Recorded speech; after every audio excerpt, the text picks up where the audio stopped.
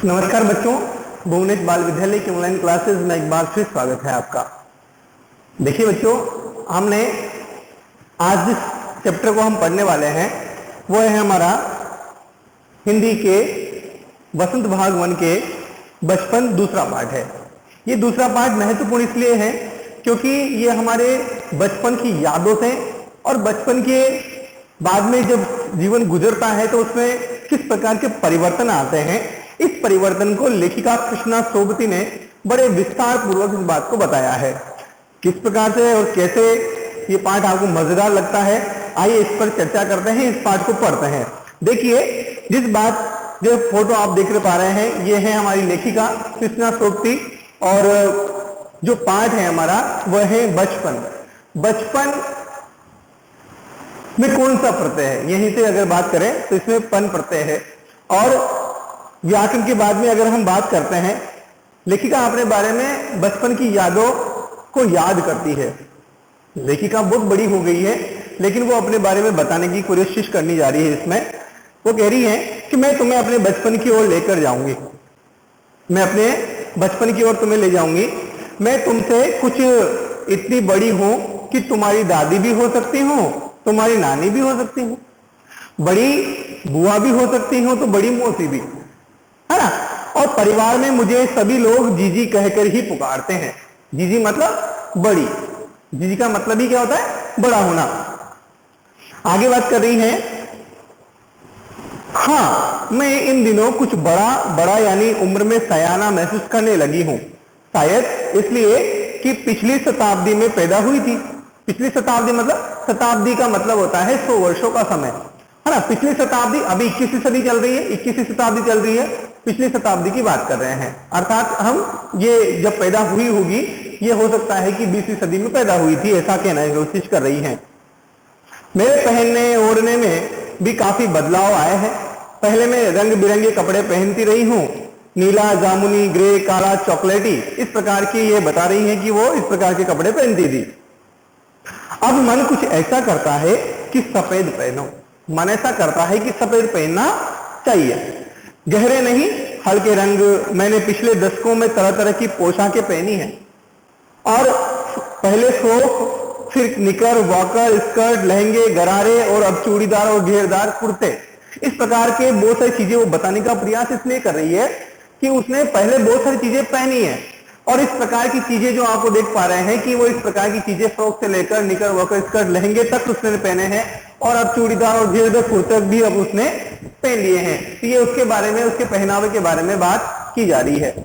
आगे कह रही हैं कि बचपन के कुछ फ्रॉक तो मुझे अब तक याद है।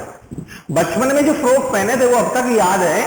हल्की नीली और पीली धारी वाला फ्रॉक, हल्की नीली और पीली धारी वाला फ्रॉक उसको याद है। याद रखिएगा, ये महत्वपूर्ण अच्छा प्रश्न है।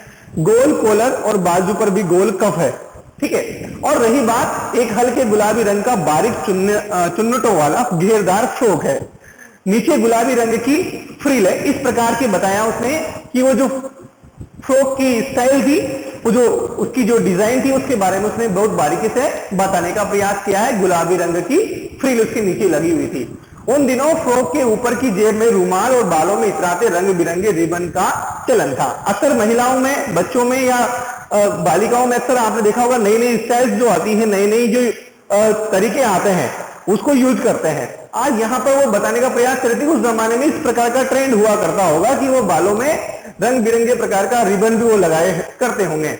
आपने भी शायद देखा होगा लेमन कलर का बड़े प्लेटों वाला गर्म फ्रॉक जिसके नीचे फर टकी थी। फर कहते हैं जिसके नीचे झालर टाइप का कुछ होता है, उसको वो टंगी हुई थी। दो ट्यूनिक भी याद है, एक चॉकलेट रंग का और अंदर की कोटी प्याजी जैसी थी, दूसरा ग्रे और उसके साथ सफेद कोटी। इस प्रकार के वो अपने बारे में, फ्रॉक के बारे में बड़े विस्तार से बताने का प्रयास कर रही है। आपको भी शायद मजा आने वाला है क्योंकि बहुत सारी चीजें आपसे भी जुड़ी होंगी। और वो आगे ही कहती है कि मुझे अपने मोजे और स्टोकिंग भी याद है।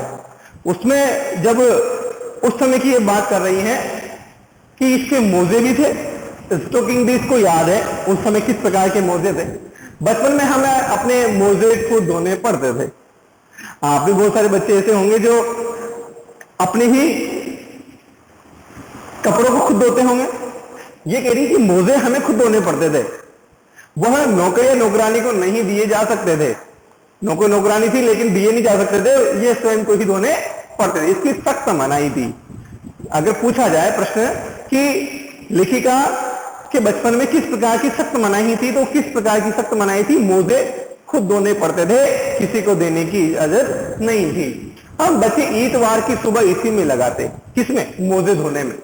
ईतवार किसे कहते हैं? ईतवार का मतलब होता है रविवार, संडे। ईतवार की सुबह इसी में मोजे धोने का काम। धो लेने के बाद अपने अपने जूते पॉलिश करके चमकाते। रविवार के काम पूछ लिए जाए परीक्षा में तो आपको क्या क्या ध्यान रखना है, सब आपको ध्यान रखना है अभी से, कि ईतवार के दिन ये तो मोजे धोना, बाद में जूते पॉलिश करना। जब जूते कपड़े या ब्रश से रगड़ते तो पॉलिश की चमक उभरने लगती थी। सर्वर, मुझे आज भी बूट पॉलिश करना अच्छा लगता है। वो कह रही है, सर्वर मुझे आज भी बूट पॉलिश करना अच्छा लगता है। हालांकि अब नई नई किस्म के शू आ चुके हैं, बहुत सारे डिजाइन के, बहुत नए नए प्रकार के शूज आ गए हैं, जूते आ गए हैं। लेकिन उस समय की ये बात कर रही हैं, कहना होगा कि ये पहले से कहीं ज्यादा आरामदेह है। पहले के आरामदेह का मतलब कंफर्टेबल महसूस नहीं होते होंगे पहले के ज्यादा, अब के ज्यादा अच्छे आने लगे होंगे, ऐसा कहना है। आरामदेह है, आराम मिले ऐसा पहनने से, ऐसा आरामदेह का मतलब जिसको पहनने से आराम प्राप्त होता हो। हमें जब नए जूते मिलते उसके साथ ही छालों का इलाज शुरू हो जाता था। अक्सर नए कपड़े हो चाहे नए जूते हो, नया जूता हमेशा पैरों में छाले पार देता है। क्यों छाले क्यों पड़ जाते हैं? इसके पीछे एक सीधा सा लॉजिक है। नई चीज कोई भी हो, आपको अपने हिसाब से सेट होने में थोड़ा टाइम लगता है। कपड़े नए नए लेकर आते हैं तो वो भी छुपते हैं, है ना। नई चीज कुछ भी हो तो अजीब सी लगती है। यहां पर वो कह रही है कि उन जूतों से छाले पड़ जाते थे, उनका इलाज भी शुरू हो जाता है। छाले पर जो भी लगाते होंगे इलाज के लिए। आगे कहती है कि जब कभी लंबी सैर पर निकलते अपने पास रुई जरूर रखते थे, क्योंकि जहां पर छाला पड़ जाता था वहां पर रुई रख देते थे। जूता लगा तो रुई मोजे के अंदर, रुई मोजे के अंदर मतलब रुई वहां पर लगानी पड़ती। हाँ, हमारे तुम्हारे बचपन में तो बहुत फर्क हो चुका है, सही बात है। ये बात अगर 70-80 साल पुरानी रही होगी, 60-70 साल पुरानी रही होगी, तो आज की डेट में अगर बात करें तो बहुत बदलाव हो चुके हैं। समय बदल गया है, बहुत बदलाव इस प्रकार का कि हर शनिचर को हमें ऑलिव ऑयल या कैस्टर ऑयल पीना पड़ता था। देखो, शनिचर मतलब शनिवार को, सैटरडे को ऑलिव ऑयल और कैस्टर ऑयल, दोनों ऑयल, ऑलिव ऑयल का मतलब एक तरह से ये प्रतिरोधक क्षमता बढ़ाता था, बीमारियों से दूर रखता था हमें। इस प्रकार से ये ऑलिव ऑयल की बात कर रही है। जैतून का तेल इसको आप कह सकते हैं। और कैस्टर ऑयल भी इसी प्रकार का ऑयल प्रकार का था जो हमें शक्ति देता था, मजबूती देता था। यह एक मुश्किल काम था उसमें, क्योंकि दुर्गंध आती थी। शनिचर को सुबह से ही नाक में इसकी गंध आने लगती। गंध का मतलब होता है हवा, गंध का मतलब होता है कोई गंध, एक शब्द है, उसमें सुगंध लगाओ तो अच्छी हवा और बदबू लगाओ तो मतलब सुगंध और दुर्गंध।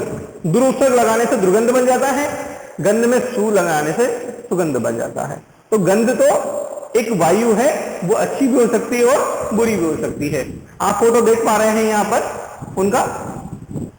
ये एक मुश्किल काम था। शनिचर को सुबह से ही इसकी नाक में गंध आने लगती थी, क्योंकि पता था कि आज पीना पड़ेगा, तो वो मिचली सी आने लगती होगी। छोटे शीशे के गिलास जिन पर ठीक खुराक के लिए निशान पड़े रहते, उन्हें देखते ही मिचली होने लगती। एक फिक्स गिलास रहता होगा, उसमें जब बार बार वहीं से भर के इतना पीना पड़ता है तो वो क्या है, वहां पर निशान हो जाते होंगे। इस प्रकार की बात कर रही है कि मिचली होने लगती थी उस गिलास को देखकर ही। मुझे आज भी लगता है कि अगर हम न भी पीते तो वह शनिवारी दवा तो कुछ ज्यादा बिगड़ने वाला नहीं था। कह रही है कि अगर हम उस शनिवार को वो दवा नहीं भी पीते तो हम इतने बीमार नहीं होने वाले थे, लेकिन सेहत ठीक ही रहती। ये सच्चाई है कि अगर नहीं भी पीते तो कोई फर्क नहीं पड़ता, ऐसा वो कहना चाहती है। तो मैं बताऊंगी कि हमारे समय और तुम्हारे समय में कितनी दूरी हो चुकी है, यहां तक कि बचपन की दिलचस्पियां भी बदल गई है, बहुत बदलाव हुए हैं। ये बदलाव किस प्रकार से, आइए हम पेज नंबर 7 पर चलते हैं। और आगे लेखिका कह रही है, आपको शायद अच्छा लग रहा होगा, क्योंकि आज की डेट में और उस जमाने में बहुत सारा बदलाव हुआ है। उस बदलाव की एक वानगी आपको दिखाई दी है। अभी तो केवल कपड़ों के बारे में बताया। अभी किस प्रकार का वहां उसको शनिवार रविवार को क्या काम करते थे वो आपको बताया, और उसको किस प्रकार से बाकी चीजें करनी पड़ती थी वो चीजें बताने का प्रयास कर रही है। याद रहे उन दिनों कुछ घरों में ग्रामोफोन थे, रेडियो और टेलीविजन नहीं थे। ग्रामोफोन, अब आप कहिए सर ग्रामोफोन तो हमने देखा नहीं, तो ग्रामोफोन के लिए आप एक काम कर सकते हैं, सर्च कर सकते हैं गूगल पे, है ना, ग्रामोफोन के फोटो आ जाएंगे। ये एक तरह से उस जमाने के सबसे बड़ा मनोरंजन का साधन हुआ करता था, बहुत अच्छा था। उस जमाने में यही सब कुछ था। जब रेडियो टेलीविजन नहीं थे तो यही इसी पर गाने सुना करते थे, इसी पे जो भी चीजें थी इसमें सुनने को मिलती थी, ये लगा देते होंगे और उसमें आवाज आती होंगी। हमारे बचपन की ये मैंने भी नहीं देखा। सच्चाई ये है कि ग्रामोफोन में जब पैदा हुआ उसके बाद में मैंने भी नहीं देखा, और शायद आपने भी नहीं देखा होगा। फोटो जरूर हम इसको देखते हैं। हमारे बचपन की कुल्फी आइसक्रीम हो गई है। हमारे बचपन की जो कुल्फी थी आजकल वो आइसक्रीम का रूप ले लिया है। आइसक्रीम सब उसको कहते हैं, कुल्फी कोई नहीं कहता। कचौड़ी समोसा पेटीज में बदल गए हैं। कचौड़ी समोसा कुछ जगह पर बहुत फेमस है आज भी, लेकिन उस जमाने के कचौड़ी समोसा को जो पसंद करने वाले लोग थे, उस समय के लोग कचौड़ी समोसा को बहुत अच्छा मानते होंगे, बहुत अच्छा स्वाद लेकर खाते होंगे। लेकिन आज के बच्चे पेटीज में ज्यादा विश्वास करते हैं, बर्गर पिज्जा में ज्यादा विश्वास करते हैं। जो चीजें पहले इस प्रकार की थी वो बदल गई है। सहतूत और फालसे और खसखस के शरबत कोक पेप्सी में बदल गए। सहतूत फालसे और खसखस के शरबत आज भी आते हैं, लेकिन लोग कम पसंद करते हैं। खसखस का शरबत तो फिर भी आज की ट्रेंड है, आज के बदलाव हो गए हैं शरबत में भी तमाम प्रकार के, लेकिन उससे भी ज्यादा बदलाव हुआ कि इसकी जगह लोग कोक और पेप्सी में ज्यादा विश्वास करने लगे। दुनिया भर के ब्रांड मार्केट में आ गए हैं, लोगों को लुभावने ऐड देते हैं और कोक पेप्सी में उनको लगाते हैं। कोक पेप्सी जहर के रूप में होते हैं, नुकसानदायक होते हैं, लेकिन वो बच्चों की पसंद, सबकी पसंद, बड़ों की पसंद हो गई है, फिर भी लोग उसको पीना पसंद करते हैं। तो वो कह रही है कि इस प्रकार की चीजें बदल गई हैं। उन दिनों कोक नहीं, लेमनेड विम्टो मिलती थी। वो बता रही है कि उस प्रकार की यहाँ पर जो कोक नहीं थे उसमें लेमनेड और विम्टो के रूप में हमें इस प्रकार की चीजों का उपभोग करना पड़ता था, और आजकल के बदलाव हो चुका है। शिमला और नई दिल्ली में बड़े हुए बच्चों को वेंगर्स और डेविका और रेस्टोरेंट की चॉकलेट और पेस्ट्री मजा देने वाली होती। वो कह रही हैं कि उस जमाने में शिमला और नई दिल्ली में जो बच्चे थे वो वेंगर्स और डेविका रेस्टोरेंट हुआ करते थे। रेस्टोरेंट का मतलब होता है, रेस्टोरेंट का मतलब भोजनालय, आप इसको कह सकते हैं रेस्टोरेंट, हिंदी में रेस्तरां, कि चॉकलेट और पेस्ट्री ये दोनों मजे देती थी उन बच्चों को, यहां मिलती थी ये। हम भाई बहनों की ड्यूटी लगती शिमला मॉल से ब्राउन ब्रेड लाने की। ब्राउन ब्रेड लाते थे, मॉल नहीं है, मॉल है ये ना। मॉल जो शब्द होता है आजकल, वो जो जहां पर बड़ी दुकान होती है, उस बड़ी दुकान में सब सामग्री मिलती है, वही है जहां से उनको बच्चों को ड्यूटी लगाई जाती थी कि कौन ब्राउन ब्रेड लेकर आएगा। इस प्रकार की बातों कर रही हैं। हमारा घर मॉल से ज्यादा दूर नहीं था, नजदीक ही रहा होगा। एक छोटी सी चढ़ाई और गिरजा मैदान पहुंच जाते, वहां से एक उतराई उतरते और माल पर, मतलब यूं कहना चाहते हैं कि थोड़ी सी देर बाद में ही वो थोड़ी सी नजदीक ही होती होगी और वहां से वो पहुंच जाते होंगे। कंफेक्शनरी काउंटर पर तरह तरह की पेस्ट्री और चॉकलेट की खुशबू मनभावनी आती रहती थी। वहां पर जो काउंटर लगे थे कंफेक्शनरी काउंटर पे, वहां पर अनेक प्रकार के पेस्ट्री और चॉकलेट की खुशबू मनभावनी लगती थी। वास्तव में हर हफ्ते में एक बार, आगे कह रही है कि हमें हफ्ते में एक बार चॉकलेट खरीदने की छूट थी। चॉकलेट ज्यादा खाना बच्चों के लिए ठीक नहीं है, हानिकारक होता है, लेकिन उस जमाने में भी कम से कम एक दिन पूरे सप्ताह में वो शायद उनको मिल जाती थी। ऐसा नियम बना रखा होगा माता पिता ने कि उनको चॉकलेट भी खरीदने का समय दे दिया गया हो। सबसे ज्यादा मेरे पास ही चॉकलेट टॉफी का स्टॉक रहता था। मतलब आपने देखा होगा आजकल तो माँ बाप ने इतनी पाबंदियां लगा दी है कि उनको खेलने का समय फिक्स कर दिया गया है, पढ़ने का समय फिक्स कर दिया गया है, कौन क्या किस समय पर टीवी देखेगा, किस प्रकार के कौन से खेल खेलेगा, ये सब फिक्स कर दिए हैं। हालांकि ये तो बहुत छोटा फिक्स है, लेकिन आज ज्यादा फिक्सेशन है। आप शायद समझ रहे हैं मेरी बात को कि हर चीज पर पाबंदी उन्होंने फिक्स कर दी है। ये चॉकलेट लेकर खड़े खड़े कभी नहीं खाती थी, है ना, और खड़े खड़े नहीं खाती, घर लौटकर साइड बोर्ड पर रख देती और रात के खाने के बाद बिस्तर में लेटकर मजा ले खाती थी। उसको देखो भाई, हफ्ते में एक बार मिलेगा तो क्या होगा, एक साथ उसको चट करने की तो आजकल तो सब जगह आसानी से मिल जाती है। अगर आपको अगर कम मिलती है चीज तो आप क्या करते हैं, उसको रस ले लेके खाते हैं। यहां पर वो यही कह रही है कि आराम से खाया जाता था इस प्रकार से, मजे ले लेकर बिस्तर में लेटकर। शिमला के काफल भी बहुत याद आते हैं। आगे बताते खट्टे मीठे, कुछ एकदम लाल, कुछ गुलाबी, रस भरी कसमल, सोच कर ही मुंह में पानी भरा है। तो ये जो काफल है वो उसकी याद वो कर रही है कि उस प्रकार का खट्टा मीठा वो जो वस्तुति पदार्थ था उसको कुछ एकदम लाल इस प्रकार का वो, जैसे आज आप चाहे मैंगो ले लीजिए चाहे ऑरेंज ले लीजिए, इस प्रकार की जो चीजें हैं वो चीजें भी बहुत महत्वपूर्ण होती होंगी। और इसी प्रकार से ये चीज की वो बात कर रही है कि उस प्रकार की मतलब अच्छा सा काफल रहा होगा। चेस्टनट मैंने देखा नहीं काफल कैसा होता है, आपने भी नहीं देखा हो शायद, और देख लिया और अच्छी बात है। ये वहां शिमला में मिलता होगा क्योंकि ठंडा प्रदेशों में ये चीजें ज्यादा मिलती हैं। आजकल तो बहुत सारी चीजें आने लगी हैं, फिर भी शिमला में इस प्रकार की चीज मिलती होगी। चेस्टनट एक और गजब की चीज, चेस्टनट भी उस समय की अच्छी चीज बता रही है। वो आग पर भूने जाते और फिर छिलके उतार कर मुंह में, ये चेस्टनट की बात थी।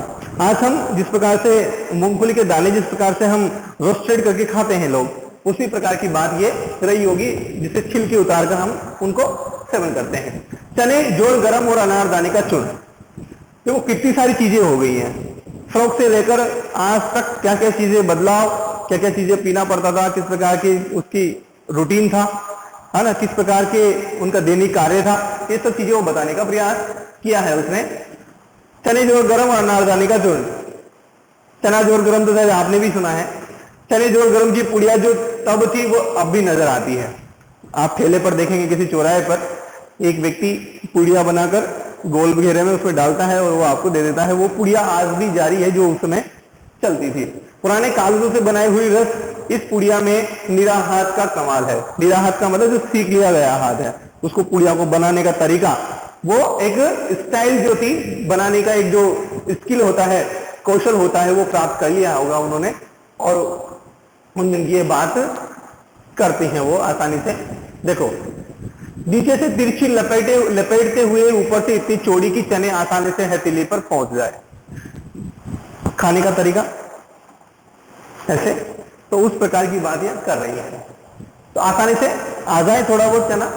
और एक वक्त था जब फिल्म का गाना चना जोर गरम बाबू में लाया मजेदार, तो वो जो बात है वो फिल्म का गाना चना जोर गरम बाबू में लाया मजेदार। और चना जोर गरम उन दिनों स्कूल के हर बच्चे को आता था।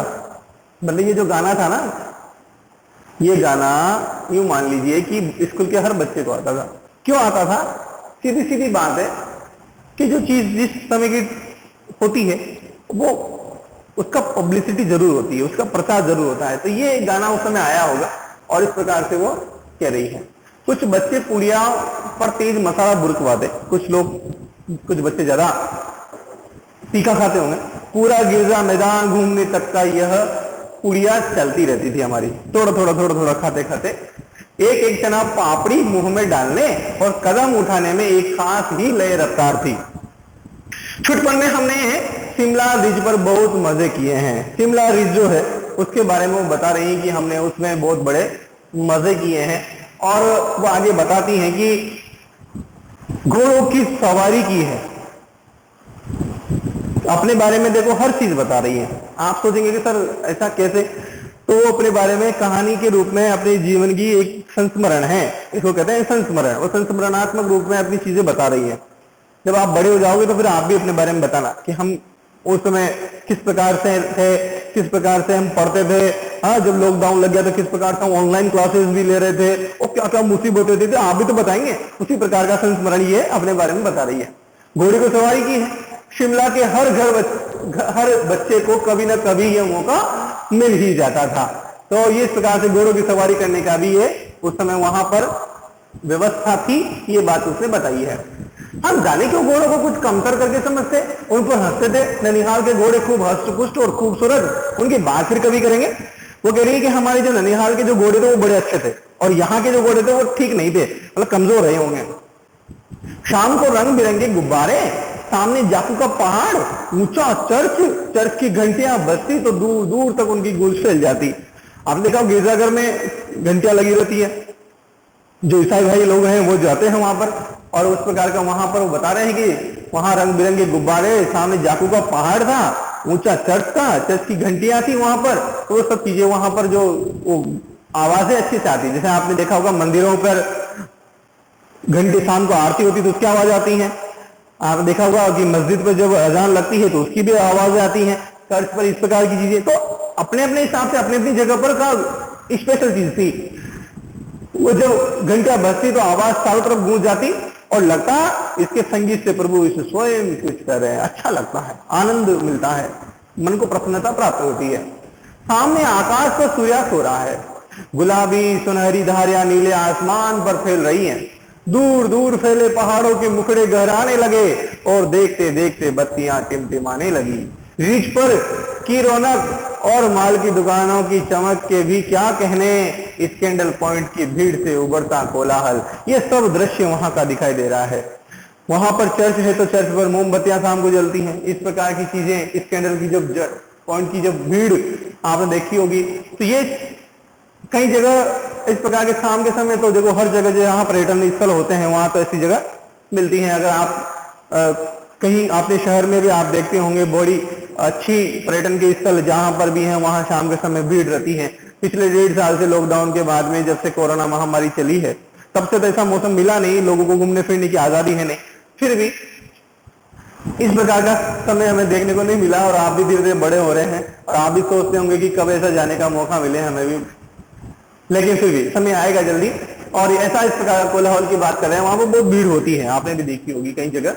सर्वर इस कैंडल पॉइंट के ठीक सामने वो गए, सर्वर को बार बार वो संबोधित करते हुए गए, सर इस कैंडल पॉइंट के ठीक सामने उन दिनों एक दुकान हुआ करती थी जिसके शोरूम में शिमला कालका ट्रेन का मॉडल बना हुआ था। वो बता रही है कि इस कैंडल पॉइंट के ठीक सामने उन दिनों एक दुकान थी और जिसके शोरूम में शिमला कालका ट्रेन का मॉडल था। शिमला कालका ट्रेन का मॉड्यूल का मतलब समझते हैं आप? मॉडल का मतलब एक प्रतिकृति, एक डायग्राम जैसा चीजें मिलकर, मतलब जैसे कोई मॉडल का मतलब होता है 3D, वो किसी भी जगह से देखी जा सकती है ना। जैसे आपकी कोई भी चीज ले लीजिए, जैसे मान लीजिए टीवी ले लीजिए, ये स्टिक ले लीजिए या बोतल ले लीजिए, कुछ भी चीजें हैं अगर मान लीजिए, तो वो सब उसका क्या है, अगर छोटी उसका प्रतिकृति उसकी सेम चीज बनाई जाती तो वो मॉड्यूल है। तो ये ट्रेन तो नहीं थी लेकिन ट्रेन का शिमला और ये कालका ट्रेन का मॉड्यूल वहां रखा हुआ था। इसकी पटरियां उस पर खड़ी, छोटे छोटे डिब्बों वाले ट्रेन, क्योंकि मॉड्यूल तो छोटा ही होगा ना। एक वो लाल टीन की छत वाला स्टेशन और सामने सिग्नल देता खंबा, थोड़े थोड़े दूर पर बनी सुरंगें, ये वहां पर वो मॉड्यूल के बारे में बता रही है। अगर आपको दशहरे में घूमने का मौका मिलता, जब आप दशहरे में जाएं तो वहां पर भी हमारे रेलवे डिपार्टमेंट की, हमारे जैसे कोटा के रेलवे डिपार्टमेंट कोटा मंडल की ओर से एक प्रदर्शनी लगाई जाती है। वहां पर भी इस प्रकार के तमाम चीजें जो हैं वो चलती हुई दिखाई देती है ना। वहां बताते हैं मॉड्यूल के रूप में सभी ट्रेनों का, किस प्रकार से ट्रेनें आती हैं जाती हैं, किस प्रकार से पटरियां चेंज होती हैं, वो सब चीजें। पिछली सदी में तेज रफ्तार वाली गाड़ी वही थी। कौन सी वाली? शिमला कालका जो ट्रेन है, ये पिछली सदी में सबसे ज्यादा तेज दौड़ने वाली ट्रेन, यही इसी का नाम था। और आजकल तो बहुत सारी ट्रेनें हैं जो बड़ी अच्छी रफ्तार से दौड़ने लगी हैं, क्योंकि अब तो आपने देखा होगा कि तमाम चीजें जितनी भी हैं, सुपर फास्ट चलने वाली जितनी भी गाड़ियां हैं, उससे भी ज्यादा फास्ट जो जापान में और देसी शहरों में जो चलती हैं, है ना, वो सब चीजें आजकल, उस जमाने की बात अलग थी और इस जमाने की बात अलग है। उस समय सबसे ज्यादा दौड़ने वाली ट्रेन कौन सी थी? शिमला कालका ट्रेन थी। कभी कभी हवाई जहाज भी देखने को मिलते दिल्ली में, जब भी उनकी आवाज आती बच्चे उन्हें देखने बाहर दौड़ पड़ते। दिखता एक भारी भरकम पक्षी उड़ा जा रहा है पंख फैलाकर। आपने देखा होगा जब वायुयान जाता है, हेलीकॉप्टर जाता है ना, कोई भी एरोप्लेन जाता है तो आप उसको देखते हैं, और पहले बहुत दूर दिखता था, आजकल तो आसपास भी उड़ने लग जाते हैं, है ना, लेकिन पहले बहुत दूर होता था, पक्षी की तरह दिखते थे। तो वही बात ये कह रही है, ये देखो वो गाय, उसकी स्पीड की इतनी तेज लगती कि वो तुरंत थोड़ी देर में गायब हो जाता था, दिखता नहीं था। हाँ, गाड़ी के मॉडल वाली दुकान के साथ एक और ऐसी दुकान थी जो मुझे कभी नहीं भूलती थी, मतलब उसकी भी उसको अच्छे से याद है। यह वह दुकान थी जहां मेरा पहला चश्मा बना था। वहां आंखों के डॉक्टर अंग्रेज थे, उसने जहां पहले बार चश्मा बनाया उसकी बात कर रही है। शुरू में चश्मा लगाना बड़ा अटपटा लगा। छोटे बड़े मेरे चेहरे की ओर देखते और कहते, आंखों में कुछ तकलीफ है? इस उम्र में ऐनक? दूध पिया करो। मैं डॉक्टर साहब का कहा दोहरा देती, कुछ देर पहनोगी तो ऐनक उतर जाएगी। कई बार हम नकल करते हैं तो कह रही है कुछ देर पहनोगी तो उतर जाएगी। और ऐनक लगाना, देखो चश्मा लगाना किसी को भी अच्छा तो नहीं लगता, लेकिन मजबूरी होती तो लगाना पड़ता है। यहां पर वो कह रही है आगे, कि वैसे डॉक्टर साहब ने पूरा आश्वासन दिया था, लेकिन चश्मा तो अब तक नहीं उतरा, नंबर बस कम ही होता रहा। मैं अपने आप इसकी जिम्मेवारी हूं। जब आप दिन की रोशनी को छोड़कर रात में टेबल लैंप के सामने काम करेंगे तो इसके अलावा और क्या होगा? क्योंकि देखो, हमें अगर आपकी आंखें कमजोर है तो आपको ठीक प्रकार से प्रयोग करना पड़ता है, चश्मा रेगुलर लगाना पड़ता है। अगर आप कम रोशनी में पढ़ेंगे, रेगुलर कंप्यूटर मोबाइल में लगे रहेंगे तो जाहिर से क्या होगा, आपकी भी आंखें खराब हो जाएंगी। बहुत सारे बच्चों की अभी प्रॉब्लम आ गई आंखों में, रेगुलर वो मोबाइल देखने लगे, घर पे हैं तो रेगुलर टीवी देख रहे हैं। तो ज्यादातर डिजिटल होना ठीक नहीं है, इस प्रकार से आंखें खराब होने की ज्यादा समस्याएं रहती हैं। तो वो यही बात बता रही है कि इसकी जिम्मेदार भी मैं ही हूं, क्योंकि उसकी खुद जिम्मेवारी लेना मतलब खुद जिम्मेदार, अपने गलती का मान लेना। हाँ, जब पहली बार मैंने चश्मा लगाया तो मेरे एक चचेरे भाई ने मुझे छेड़ा, देखो देखो कैसी लग रही है। और क्या, आंख पर चश्मा लगाया ताकि सूझे दूर की, ये नहीं लड़की को मालूम कि सूरत बनी लंगूर की। वो उसको चिढ़ाने का प्रयास करा कि आंख पर चश्मा लगाया ताकि सूझे दूर की, सूझने का मतलब दूर का दिखाई देना, सूझे दूर का दिखाई देना, ये नहीं कि लड़की को मालूम। लड़की को यही मालूम नहीं है कि शक्ल बनी, सूरत बनी लंगूर की। मैं खीजी मतलब नाराज होना, मैं खीजी कि मुझ पर क्या दोहराया जा रहा है। पर शेर बुरा नहीं लगा, शेर तो अच्छा था। शेर मतलब ये जो शायरी है, ये शायरी अच्छी लगी होगी आपको, आप भी इसको बोलकर देखिए।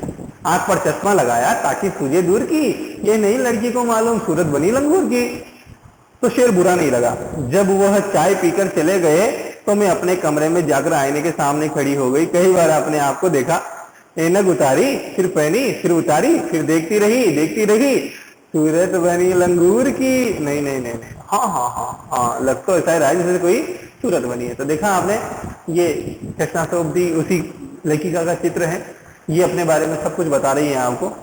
और वो आगे कहती हैं, मैं अपने छोटे भाई का टोपा उतारकर सिर पर रखा। मैंने अपने छोटे भाई का टोपा उतारकर सिर पर, टोपा समझते हैं? टोपा कुछ अजीब लगा, अच्छा भी और मजाकिया भी लगा।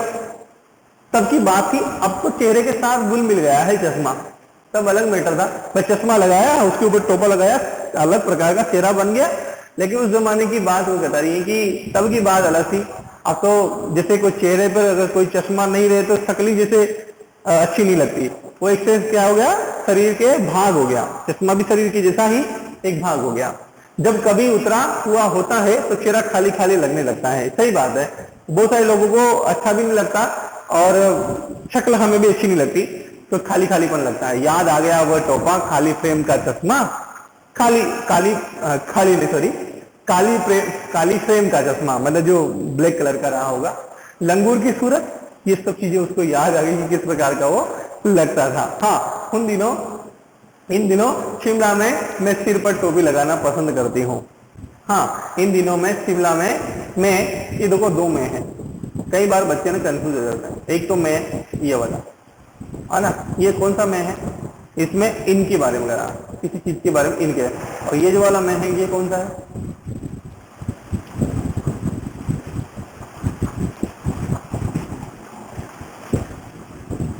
ये वाला जो मैं, ये है कौन सा, ये है मैं आई वाला, यानी खुद के लिए कहा गया है।